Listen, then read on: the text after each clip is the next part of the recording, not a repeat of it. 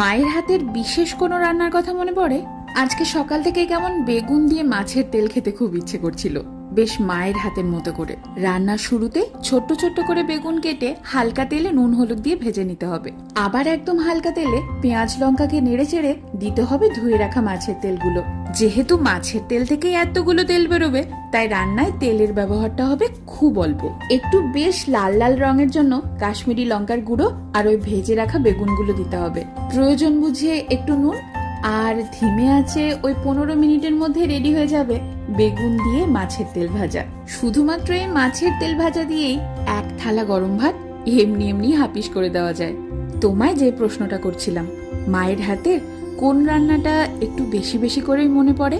জানি এই তালিকাটা বেশ বড়, তবুও কিছু কিছু রান্না বিশেষ প্রিয় হয় আর বারবার মনে পড়ে যায়।